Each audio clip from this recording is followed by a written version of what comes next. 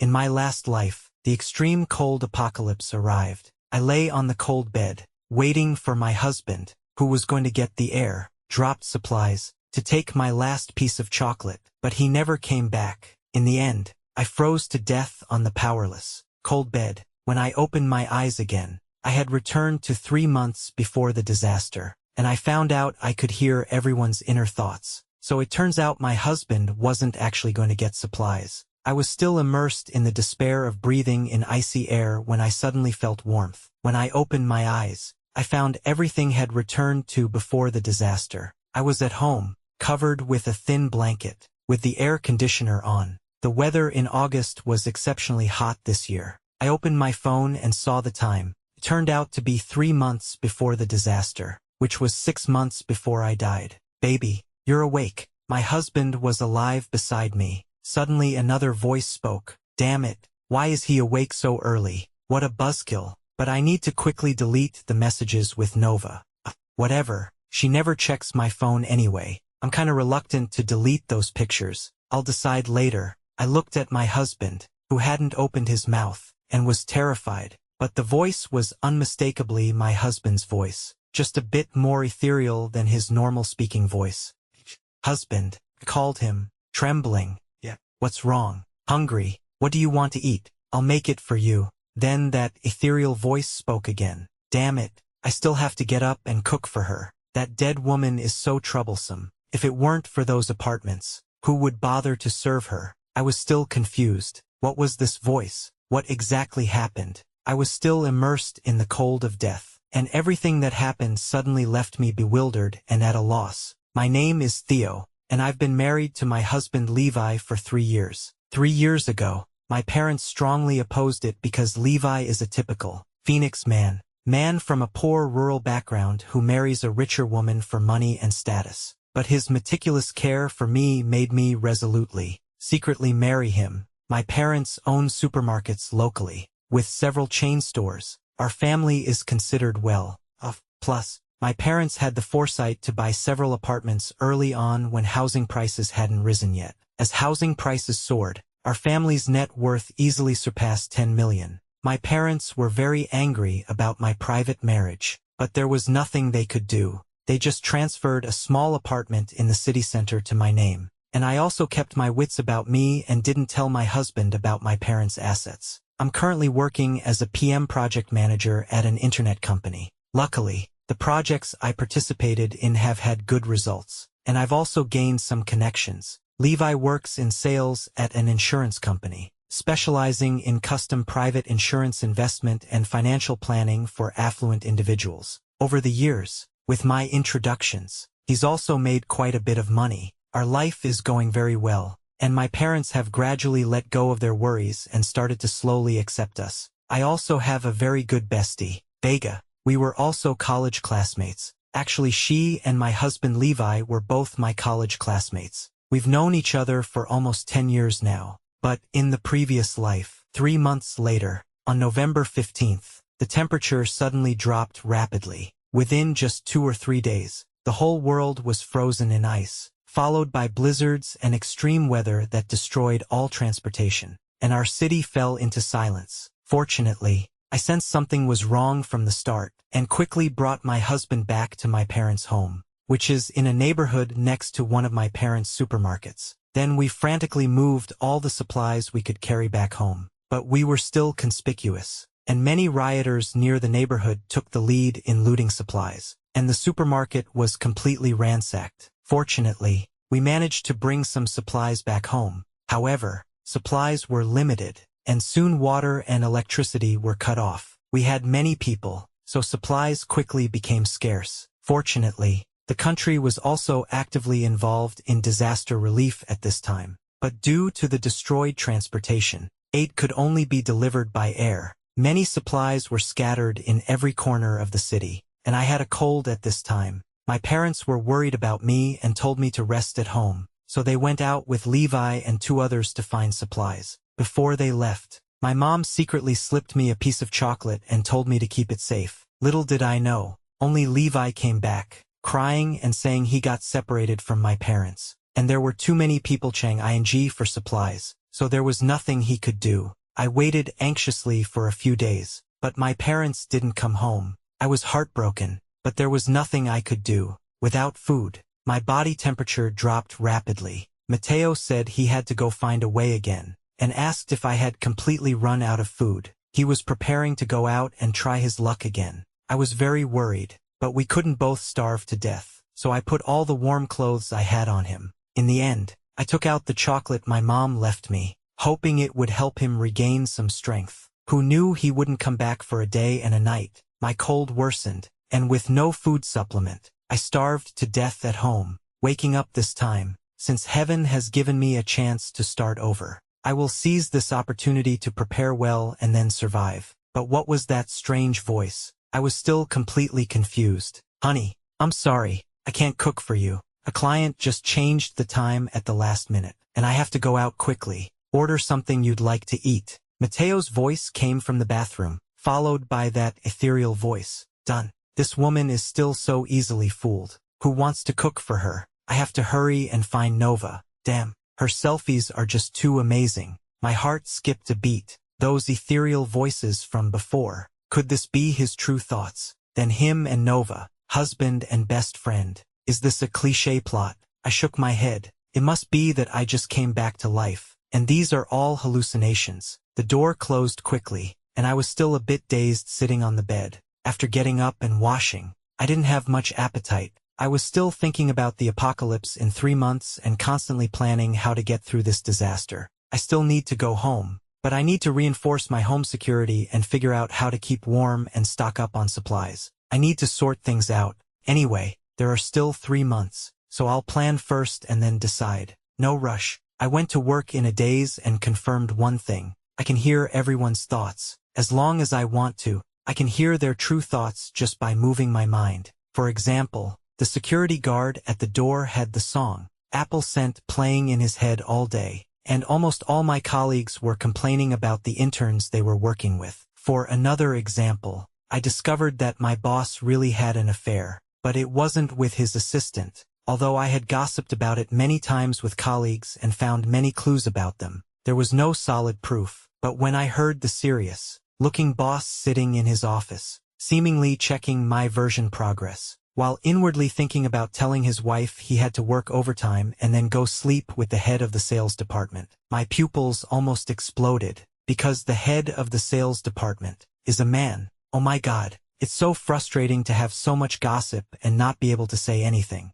I was immersed in this feeling of frustration and was about to find my husband to talk to, when suddenly Chen-Yu arrived. I suddenly remembered hearing my husband's thoughts this morning, and that's when I snapped back to reality. If what I heard from my heart is true, then I don't want to think that way, but Nova's inner voice forces me to painfully accept reality. I'm in a daze, and after a few days of listening to her and Matteo speaking honeyed words while I deliberately guided my memories, I pieced everything together, and the doubts about some details from my past life were also resolved. Why did Matteo pursue me in college, hitting all my sweet spots? The person who understood me best, besides myself, was Nova. Turns out, they were high school classmates and got together back then. Matteo and I were in the same university but different majors. But the chance encounter on the sports field and his heroic rescue were both their design. The reason was that Nova, my roommate, discovered my wealthy family background and that I was more well-off than average in terms of food,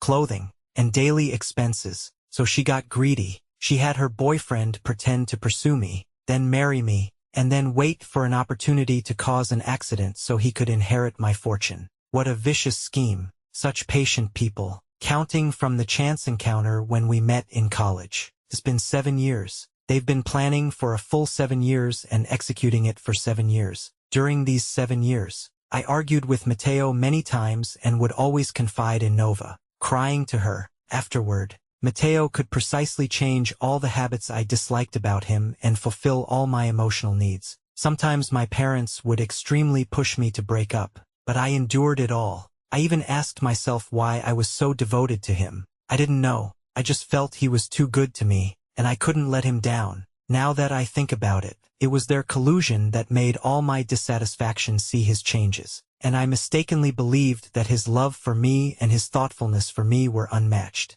making me unable to refuse. Now I finally understand that everything was a carefully prepared honeyed trap, exploiting my preferences and weaknesses. How despicable. They plotted against me and used me to recommend Nova into the company. At work, she used me to cover for her, and step by step, she stabilized her position with my help. As for Levi, he profited immensely using my connections, while I had to repay the favors he owed. And at the end of their plan, they wanted my life. That explains why my parents' disappearance in the previous life is worth investigating. After figuring all this out, I was so angry I was shaking. So, heaven must have pitied me, giving me a second chance and the ability to hear others' thoughts. So I could see all of this clearly. All right, I will take revenge with my own hands. I need to plan carefully. I will use the upcoming natural disasters to make these two pay everything. No, pay an even greater price. Now that I understand everything,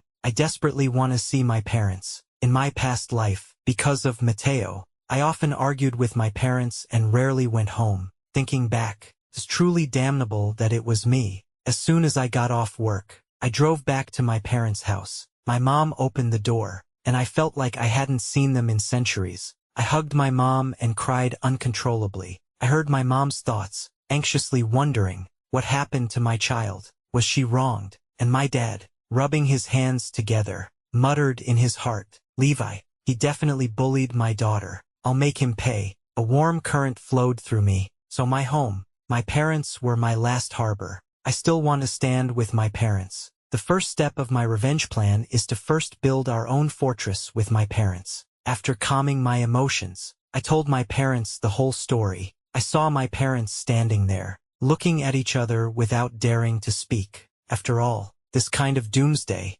rebirth, hearing thoughts is too incredible. Anyone would think I'm crazy. I listened to my parents' thoughts for a bit and couldn't help but chuckle. My mom was thinking, it's over.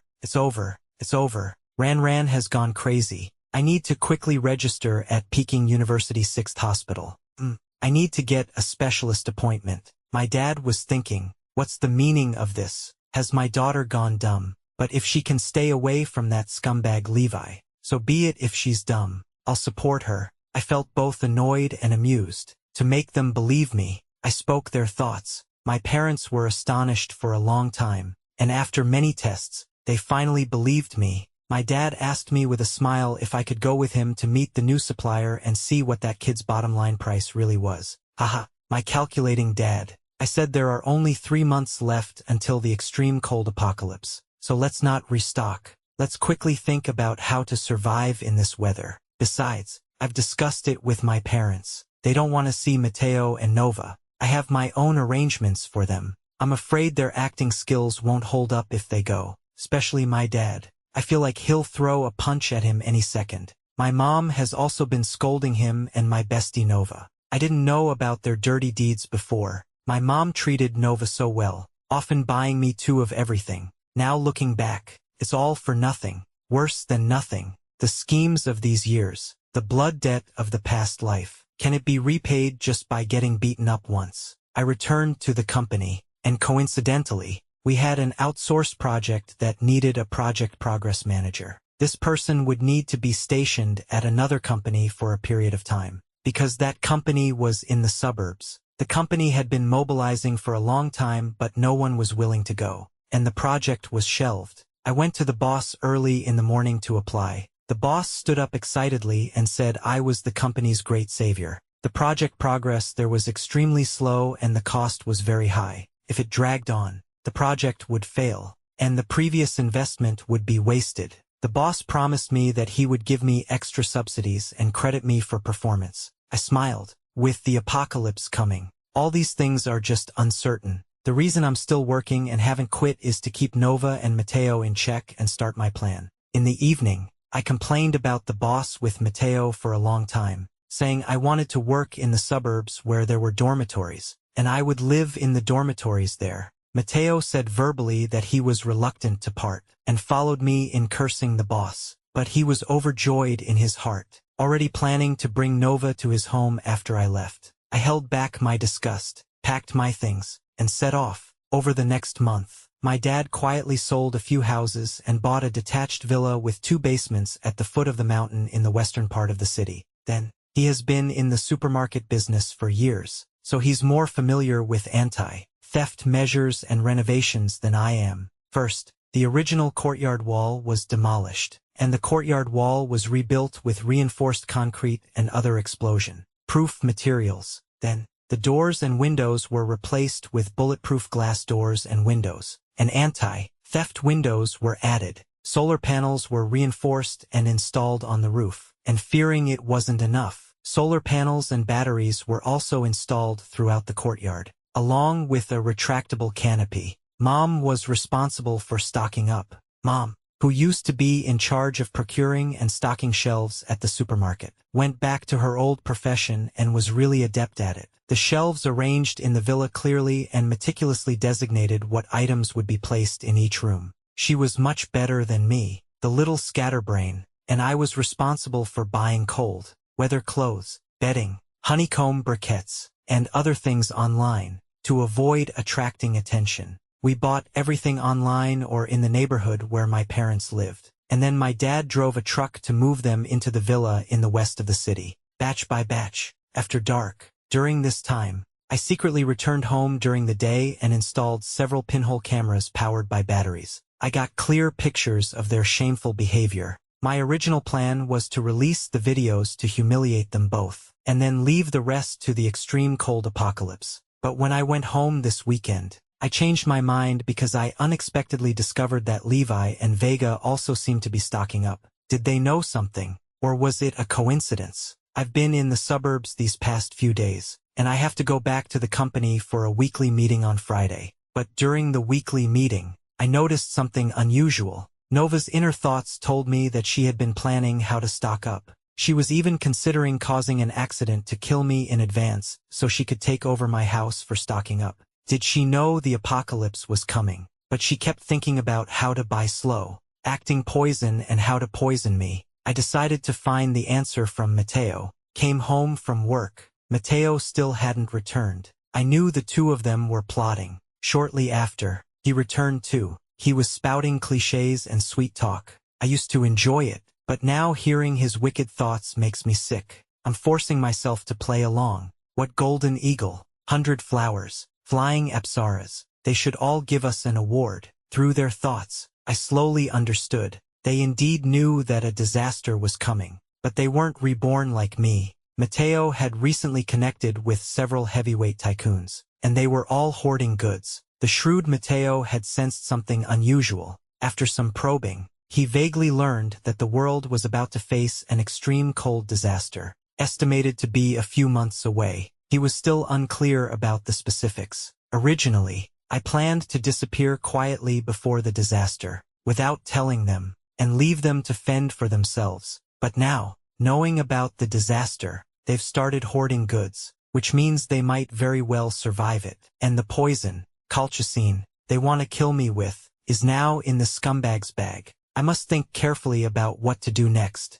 I drifted off into thought. Darling, what are you thinking about? Mateo walked over with a glass of water. I heard Mateo's thoughts. No, I can't let her die first. If she dies first, I won't be able to inherit his parents' fortune. I have to find a way to deal with his parents first. The vicious voice almost made me sick, and I finally understood why my parents never came back after they went out in my previous life. Even though my parents had taken complete precautions and could have retreated safely without fighting or scrambling given their personalities, it was because he wanted my parents to die first, so that I would inherit their legacy, and then after I died, he could get all our family's property, thinking that he must have done something to my parents. Because at the end of my previous life, I clearly remembered my dad's scarf appearing on his neck, and he even told me that I must have been hallucinating from hunger. Now I'm sure, he must have murdered my parents in the previous life. Sad, but I don't have time to mourn.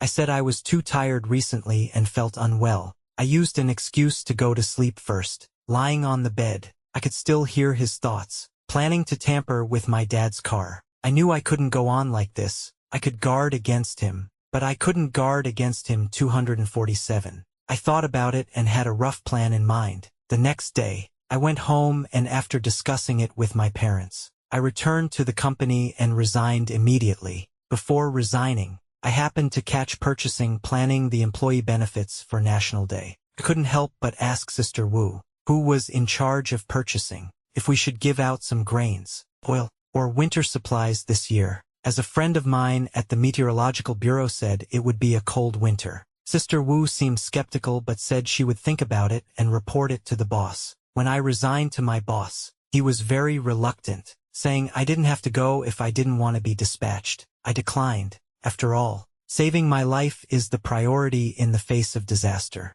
Before leaving, I reminded the boss that a cold snap would be coming soon, and they could distribute some cold weather supplies as benefits. I could only help everyone this much. Besides me, Nova rushed to me and asked what was wrong. I heard her thoughts. She kept wondering if I knew something, and was very nervous. I pretended to be relaxed and told her that I was just tired from running around lately and wanted to rest for a while. Moreover, my parents always wanted to travel abroad, and this time I was going to be their translator. I even said with feigned difficulty that I didn't know how to tell Mateo yet. Nova was very surprised and completely clueless. I knew she would tell Mateo about this soon. I didn't want to play along with her anymore. Every second of interaction made me disgusted. I made an excuse that I wasn't feeling well, quickly packed up at the company, and went straight home. I went straight to my parents' house and started implementing my plan. During this time, Levi kept calling,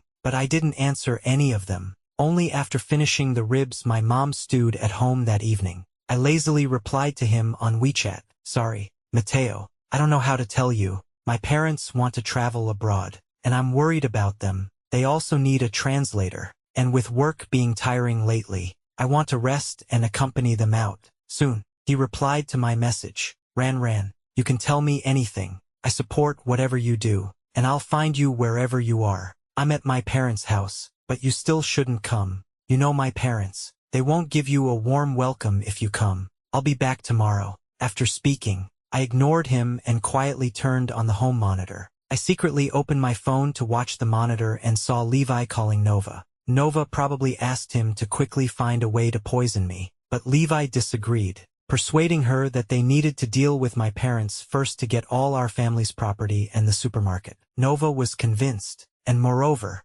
Levi persuaded her to approach my parents herself. Seems Nova isn't that smart. It's obvious that in all the plans, Levi wants to keep himself completely out of it. Then he hung up, and soon Nova arrived at my house. As soon as they met, they started getting physical. It looks like they've been here a lot before. Thinking about them going at it on my bed makes me feel sick. After editing and saving the video, I went to sleep to get it out of my sight and mind. Early the next morning, Levi and Nova arrived at my parents' house. Fearing my parents might slip up, I sent them out shopping early. "Honey, whatever happened, you can tell me." Levi pretended to be anxious and grabbed my hand, asking. Vega chimed in from the side. "I've had too many arguments like this with him before. I just suddenly felt life was a bit dull. Work wasn't going smoothly either, and I deliberately stammered. I have depression." After saying that, I took out the fake medical certificate I had prepared, stating severe depression and severe anxiety. I just listened to their thoughts, and they were both saying, "So it's depression. No wonder she's been acting strange lately." Then I heard Levi thinking, "This is great. Find a way to worsen her symptoms. Then I won't have to do anything myself. No, they're going abroad. Disaster is coming soon, though I don't know exactly what it is. It might be related to extreme cold. Seeing those rich people preparing so grandly, it must be a big deal. They're going abroad now. It's best if they die out there. That would be so convenient." I couldn't help but glance at Levi. When he was thinking these things, his expression didn't change at all, still as gentle and full of concern for me. So the me of the past was fooled by him like this. Just then, my parents suddenly came back. Why didn't Mom and Dad come back in the afternoon as we planned? I couldn't help but worry. I saw my mom see them and immediately cursed. "You bastard. Did you make my daughter sick? Did you bully her?" My dad also cursed and was about to step forward to hit Levi. Wow. So they came back to be my support. I secretly sighed in my heart. My parents have good acting skills. Levi was stunned, and Vega was even more at a loss. Instinctively backing away, I pretended to shout. No, Mom and Dad, you misunderstood. It's not like that. At this time, my dad had already rushed over, and I pretended to block and pull him. My dad turned his head and winked at me repeatedly, and I held back my laughter. My dad punched him in the eye, followed by a few more punches and kicks. Levi dared not fight back or block, because she was held tightly by my mom. Vega, on the side, didn't dare to come forward at all. Seeing that he had beaten him enough, quickly said, Levi, Vega, you guys go first. I can't stop my parents either. Then I secretly tugged at my mom, signaling that it was enough, and my mom let go. The two of them fled in disarray. After they left, I closed the door and turned to look at my parents, who were also holding back their laughter. The family of three burst into laughter at the same time. That felt great. My dad rubbed his fist and said, I've wanted to beat this bastard for a long time. The first day I saw him, I knew he wasn't a good person, and that Nova, if she wasn't a woman, I would have slapped her twice too. My mom tenderly took my dad's hand and said, You shouldn't overexert yourself. You're an old man. Then she laughed again and said, But it was indeed very satisfying. Nova, that girl, is so quiet and well behaved. I treated her so well. Speaking of which, I also sigh. Since college, we were roommates. We chatted for so many sleepless nights in the hallway. I didn't expect everything she did was for a purpose. Sigh. Once people are swallowed by desire, everything becomes fake, right? Later, I sent WeChat messages to them again, saying that I'm going abroad with my parents to relax and might feel better. But this time it will probably be a long trip, as my parents have arranged a half-year journey. They both comforted me to take good care of myself and talk about it when I get back. I know they can't wait for me and my parents to die in some doomsday disaster outside. Next, my dad arranged his business. He stocked a lot of rice, flour, oil, and instant foods at cost price in his own supermarket, as well as many warm quilts and electric heaters for the cold. He's been losing money on promotions, hoping everyone can stock up. I also posted a lot online, but all I got were disbelieving cold remarks and sarcasm. Posts that gained traction were quickly deleted. My mom said some things in various family groups asking everyone to stock up, but was mocked by relatives and friends for spreading rumors. In anger, my quick-tempered mom cursed them out and left the groups. In recent years, our family has made some money, and these relatives have started speaking sarcastically. They've gossiped a lot about us behind our backs, and my mom has wanted to curse them out for a long time. Then we were busy building our own doomsday villa. Soon October 1st arrived, and our family officially moved into the villa. This is in a place close to the suburbs, sparsely populated. The villa area is very quiet. All are detached houses. Many people may only come back during holidays. The occupancy rate is not high. Also, most of the people here are businessmen, with trucks coming and going. So it's not noticeable that we are stocking up and moving things in and out. The villa has 3 floors above ground and 2 floors underground.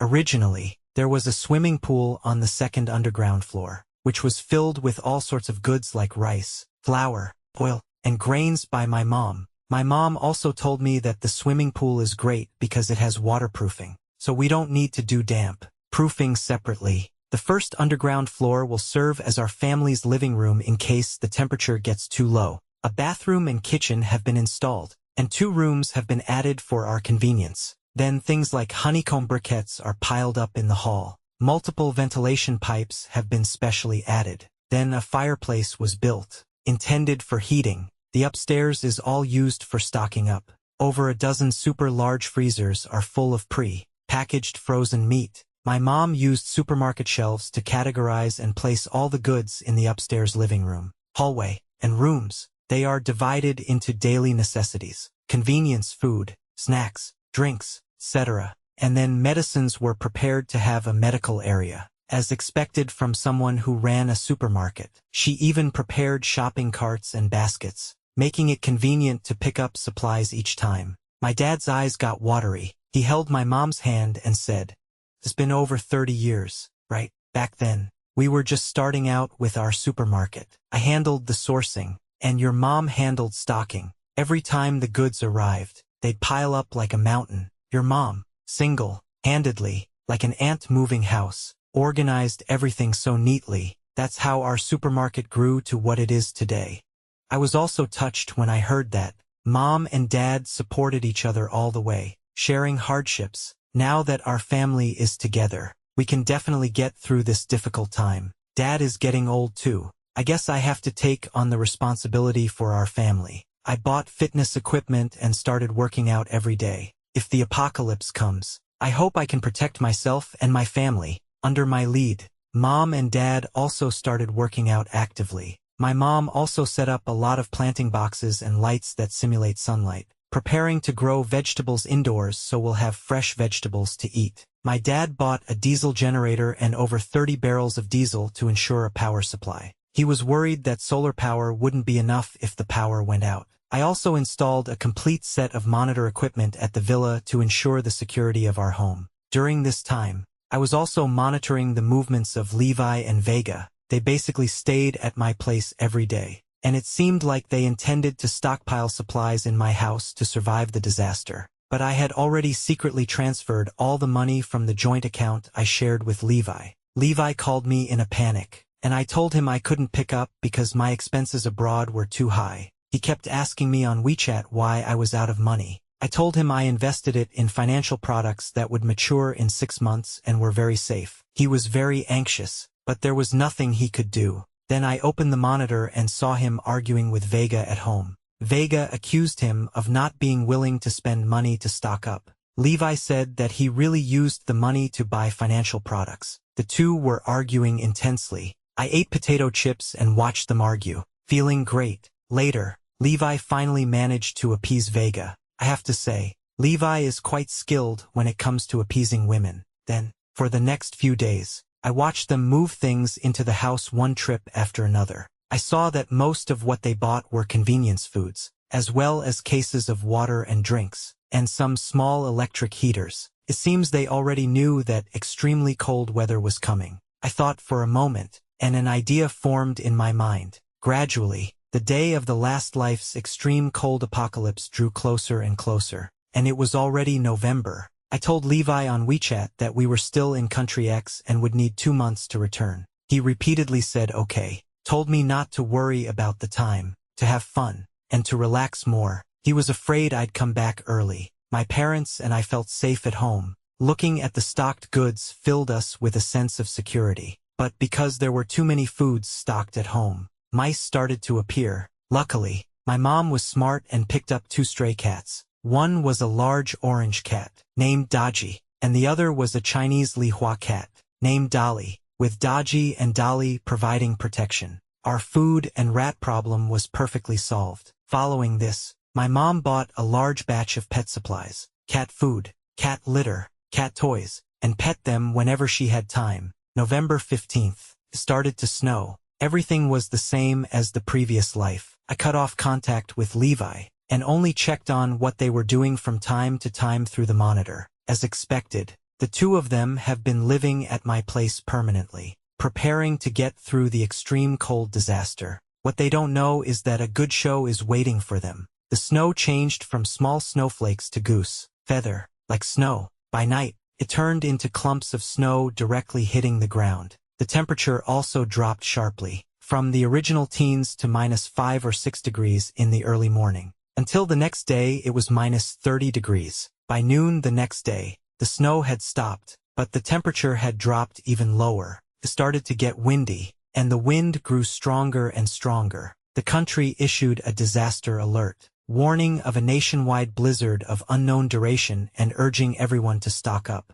As a result, all supermarkets and wet markets were cleared out by shoppers. My dad gave the employees a huge amount of supplies and encouraged all employees who were on leave to come back to work to help maintain order in the supermarket and promote sales of the store's goods. For 3 consecutive days, the temperature continued to drop. Soon, the temperature reached over -50 degrees Celsius, and the north wind blew incessantly. Before long, the blizzard arrived, and the world was swept by a sky-obscuring snowstorm. All railways and flights were suspended, and multiple traffic accidents occurred on the expressways. Therefore, all expressways were urgently blocked. turning every city into an isolated island. The city roads were also eroded by heavy snow, making it impossible to move. Everyone was holed up at home, with no one venturing out. I watched on the monitor as Levi and Vega, with their air conditioning and electric heaters on, ate instant noodles and some pre-prepared meals from the fridge when they were hungry, living quite comfortably.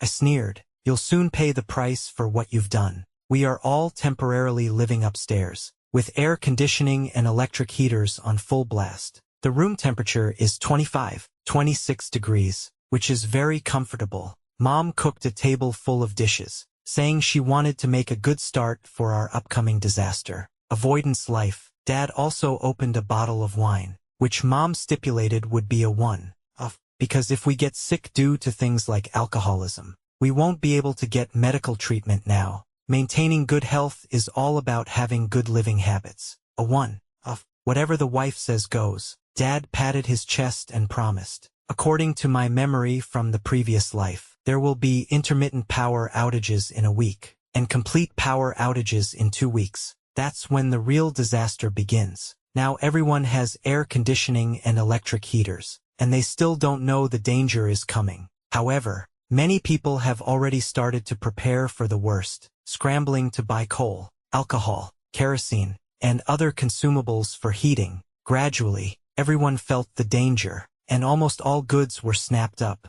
A week later, due to a surge in electricity consumption and a sharp drop in temperature, water froze. The efficiency of the previous solar power stations and hydropower stations greatly decreased, and the country decided to implement intermittent power supply. Our family's solar panels can support all lighting and the charging of electronic products like mobile phones. If the temperature drops, we'll light the stove, and the family will gather around to chat, read, and play on our phones. My parents would reminisce about the hard times, to the point where my ears were almost calloused from listening. The disaster has been here for a week, and I estimate the time is about right. I open my phone to check the monitors. The pinhole cameras in my house are powered by batteries, so they are not affected. I saw that Levi and his crew had eaten a few boxes of food. Then, when they opened a new box of instant noodles, they looked at each other in disbelief, because there wasn't a single packet of noodles inside.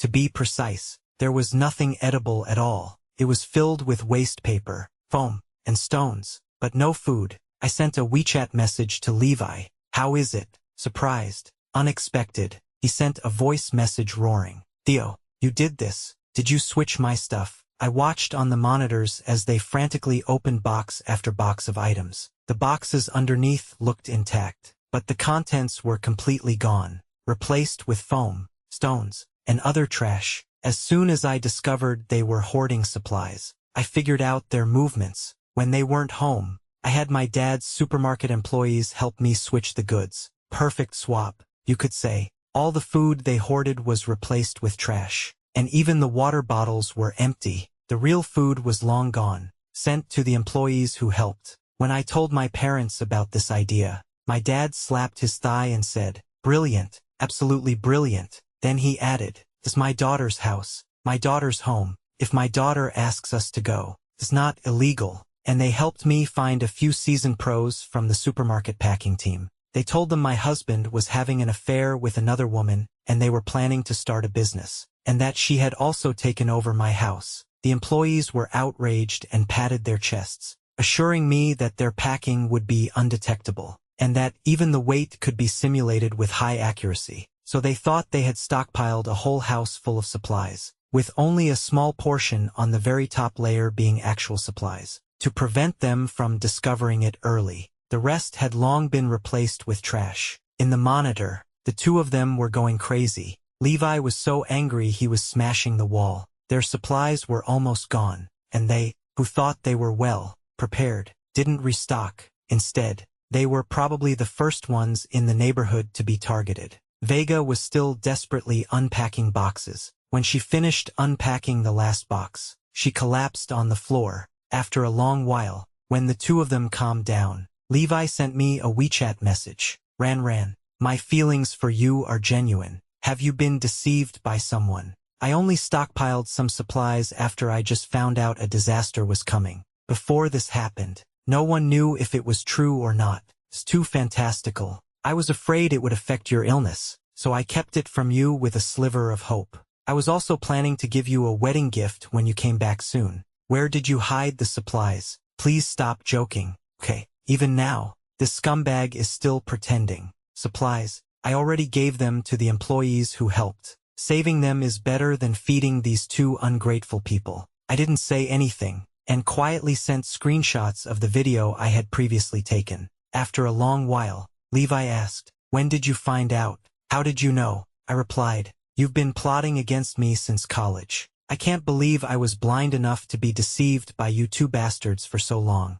You even wanted to plot against my parents. Now it's time for you to pay the price. Are you cold? Are you hungry? Are the stones tasty?" Through the monitor, I saw them sitting dejectedly on the ground. Later, Levi found a pinhole surveillance camera from the photos I sent, but he didn't know that there were many more such surveillance cameras. I could still enjoy watching them go crazy on my phone. Time flew by quickly to the second week. There was a nationwide widespread power outage, and we were no exception. Many households had no more stored goods. Our city distributed national emergency relief supplies, but due to the difficulties in inter-city transportation, the city's inventory was low, and the distributed supplies were like a drop in the bucket. Many people took to the streets, starting to loot supermarkets. Even worse, some began to steal and rob. It's difficult for the police to respond now, and the entire city is in chaos under the survival pressure of hunger and cold. My mom watched the news and cried, "This is the city they worked hard for their whole lives. They miss home dearly." My dad gritted his teeth and arranged for someone to send all the warehouse stock to the employees, letting everyone come to pick it up by truck in groups. These are the brothers who worked hard with him. He couldn't bear to see them suffer. But I told my dad that it needed to be arranged to go quietly at night, and to tell everyone not to make a fuss. Otherwise it would attract attention and be like carrying a treasure that brings trouble. My dad took my advice. His brothers were taken care of, and he finally felt a lot more at ease. Many employees were also grateful to tears. After all, in this situation, distributing supplies is more valuable than anything, and I've been watching Levi and them through the monitor these past few days. They went out a few times and brought back some supplies, listening to their conversations. They got them by joining some people in looting, and they came back with injuries. They cursed me in the house every day, but it was no use. I saw them running out of supplies again. They hadn't eaten for almost 2 days and were using burning cardboard boxes to keep warm at home. At this time, I took advantage of his phone still having battery and sent him a picture of the hot pot I was eating. He jumped up in anger. He sent many malicious words, but what could he do? Who guarded the supplies would definitely live longer than him, and more comfortably, but this malicious person actually forwarded the picture of me eating hot pot to the community group. Instantly the group exploded, and with Levi fanning the flames, everyone started attacking me for hoarding food and not caring about the lives of others. I took the opportunity to say, "Such an injustice. My husband and the other woman took over my house. They forced me out long ago, and the pictures he sent are fake. They're old pictures of me. Now I'm freezing to death at my parents' place." Then I posted videos of them being all over each other, kissing at the door, on the sofa, and in bed. Many people in the neighborhood know us, and they said it's indeed my husband with another woman. Then I posted pictures of him hoarding supplies before, carrying goods at the door, and piles of stuff at home. Soon the neighborhood exploded again. The narrative shifted, attacking Chun Shu Lu for having character issues, being morally corrupt, and hoarding supplies knowing a disaster was coming, disregarding everyone else's lives. At this point, the scumbag couldn't explain himself. I guessed he wanted to post our chat logs to defend himself. Unfortunately, I had already anticipated this, so I was very careful when chatting with him, embedding unfavorable information about him in every sentence. He couldn't screenshot the whole thing, and cropped pictures with black bars to take things out of context couldn't convince anyone. He was almost drowned by everyone's spitting. I enjoyed watching him burn himself with his own fire. Vega, I can't let her get away with it either. I directly posted their disgraceful videos to the company group and university group, and the groups where they hoarded supplies. The groups exploded with accusations. I tearfully complained that Levi was messing around with a mistress, who was also my best friend Vega, and that he knew about the disaster in advance and planned to use it to kill me and my parents. I exaggerated my crying, lamenting that he was only looking out for himself and hoarding supplies just for himself. Levi learned his lesson this time and directly left the group. Public condemnation might not work on him. It's time to add more fuel to the fire. I took a deep breath and posted my already edited content in the neighborhood group. I incited everyone to come to my house to get supplies, saying I was deceived by him and trapped outside and couldn't come back. It's better to share it with everyone, with righteous people, than to let these two scum of society have it. I said the supplies the scumbag bought are also considered joint property of our couple, and I have the right to dispose of them. I am now giving them away, and everyone can just come and pick them up.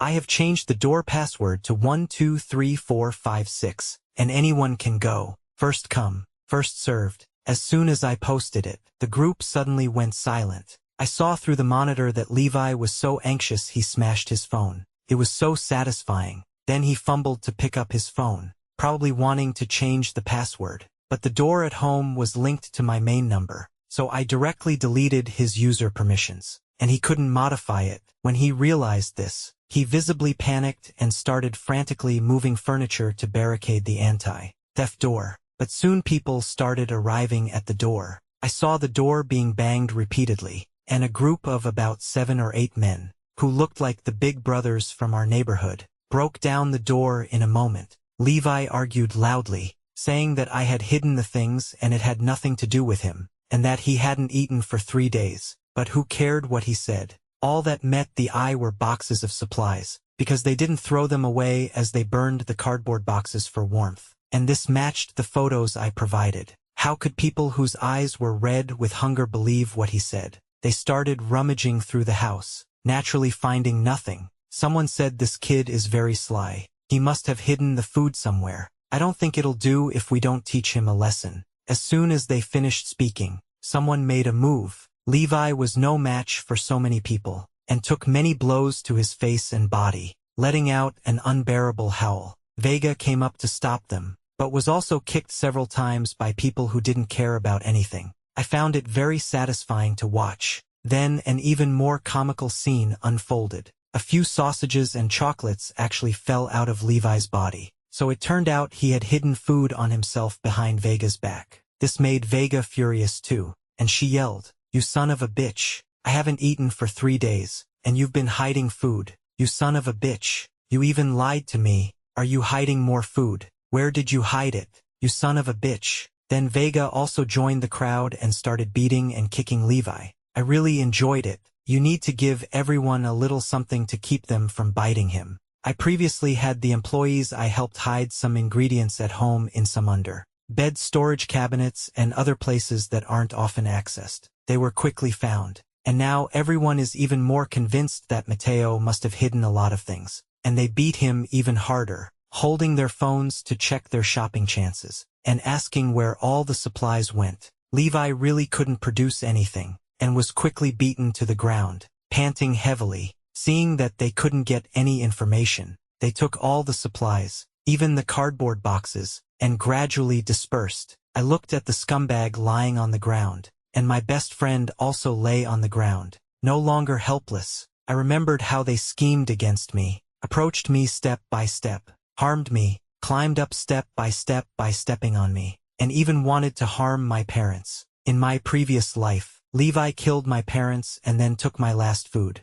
leaving me to freeze to death. Wait, what information flashed by? I think I forgot something. If this life and the previous life were the same, then in the previous life, Levi should have known long ago that the extreme cold apocalypse was coming. What about his previous life? I recall carefully. When the apocalypse came, he acted a bit strangely, saying friends borrowed money to buy houses and he used 200,000 or 300,000 from the family account for turnover. Later, he would go out every few days, saying he was going to try his luck finding supplies, and he would disappear, only coming back at night. He must have hidden supplies somewhere and been secretly eating them himself. He's a very calculating person, and I often don't know what he's thinking. So, Will he hide supplies in this life too? I kind of regret leaving him so early to go back to my parents' house. I should have stayed by his side and listened to his thoughts, only leaving at the last moment. So what should I do now? How can I know what he's thinking?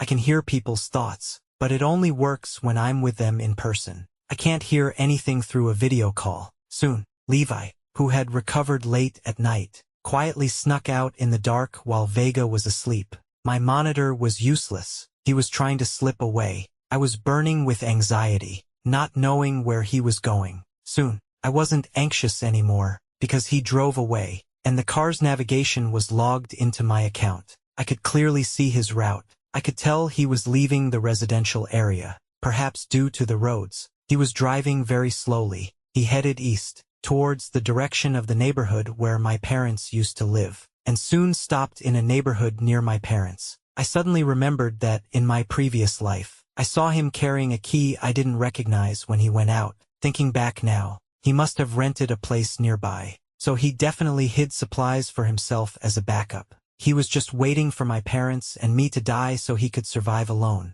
Damn it, how should I find him? I was so anxious that I was scratching my ears and cheeks. Just then, my dad saw me and asked what was wrong. I told him what happened, and my dad took my phone and looked at the location. Suddenly he said, "Hey, isn't this old Yan's neighborhood? Don't worry, daughter, Dad has a plan."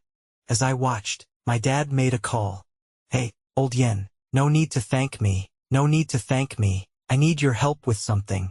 My dad talked with Uncle Yen for a long time, and I understood. Uncle Yen is my dad's friend and partner. They are in real estate, and that neighborhood is within their jurisdiction. During this disaster, my dad sent a lot of supplies to several old friends, including Uncle Yen. Soon, Uncle Yen sent me the footage he had retrieved. Fortunately, their neighborhood's monitors have their own generator, but it's almost depleted. Luckily, the monitors are still working now. It seems heaven is really helping me. Soon I confirmed Chun Shulv's entry location and building number, and asked Uncle Yen to add me to the community group. Scumbag, no matter where you run, you can't escape my grasp. In the new community group, I did the same, exposing Chun Shulv's evil deeds one by one, and authorized everyone to go and grab the supplies. I believe someone will act soon. After all, many people are running out of supplies at home, and with the banner of justice, and authorized by his legal spouse. It's a pity there's no monitor, so I can't see the scumbag getting dealt with, can't see his desperate eyes. Luckily Uncle Yen sent me a video,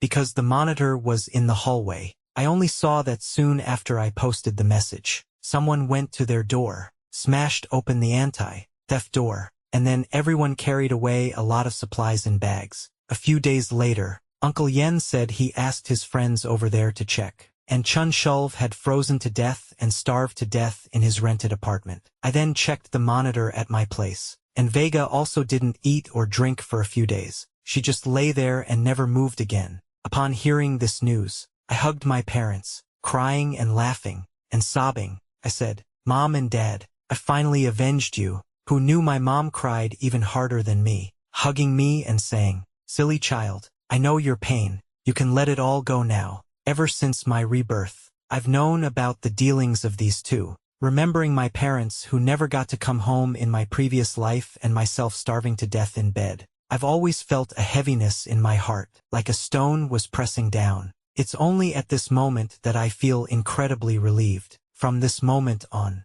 I've truly been reborn. In the time that followed, the global temperature continued to drop, reaching over -60°C. Just like in my previous life, slowly, after 2 months, the internet also went down. It felt like we had lost all connection to the world. The entire world was left with just our family of 3, plus our 2 cats, Dodgy and Dolly. My dad dug out an old radio. We connected it to a battery, and surprisingly, it made a sound. It was the central radio and television station. All the broadcasts were national announcements, constantly encouraging everyone to do their best to get through these difficult times. They said that as long as we survived this period, we would surely see the end of hardship and rebuild our homes. This greatly inspired everyone. My dad listened to the radio every day for the latest news. However, there wasn't much news. only that the Meteorological Bureau was actively monitoring and trying its best to forecast the upcoming weather and temperatures. My mom,